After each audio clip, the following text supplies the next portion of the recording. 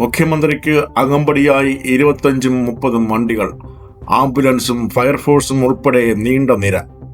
ഗതാഗത നിയന്ത്രണങ്ങൾ. നാട്ടുകാർ പൊറുതിമുട്ടി പിണറായി വിജയനെ സ്മരിക്കുന്ന അവസ്ഥ. ഇതിലും നല്ലത് ഹെലികോപ്റ്ററിൽ സഞ്ചരിക്കുന്നത് ആയിരുന്നു. ഇത്രത്തോളം ചെലവും വരില്ല, ജനങ്ങൾക്ക് ബുദ്ധിമുട്ടുമില്ല. കരിങ്കൊടി പ്രതിഷേധം ഇതിനു മുൻപും കണ്ടിട്ടുണ്ട്. SFI, DYFI പ്രസ്ഥാനങ്ങളും അതൊക്കെ നടത്താറുമുണ്ട്. കനൽ എരിയും സമരപദങ്ങൾ കയറി വന്ന ഒരു കമ്മ്യൂണിസ്റ്റ് മുഖ്യമന്ത്രിയെ കറുപ്പ് നിറം ഇത്രത്തോളം അസ്വസ്ഥനാക്കുന്നത് ഇത് ആദ്യമായിരിക്കും. കറുപ്പ് വസ്ത്രം ധരിച്ചു പോകുന്നവരെയും എന്തിന് വെയിലത്ത് കുടചൂടി പോകുന്നവരെയും ഒക്കെ പോലീസ് പൊക്കുന്ന കാഴ്ച, തലതല്ലിപ്പൊളിക്കുന്ന കാഴ്ച, രക്ഷാപ്രവർത്തനമെന്ന് പറഞ്ഞ് മുൻ മുഖ്യമന്ത്രി ന്യായീകരിക്കുന്ന കാഴ്ച.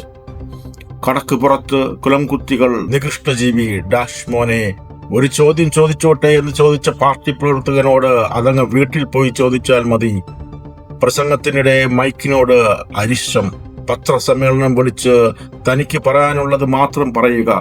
മാധ്യമ പ്രവർത്തകരുടെ 3 ചോദ്യങ്ങൾക്ക് മാത്രം മറുപടി പറയുക. ആ ചോദ്യങ്ങൾ ചോദിക്കുന്നതാകട്ടെ പാർട്ടി ചാനലും അല്ലെങ്കിൽ പാർട്ടി അനുകൂല ചാനലുകളും.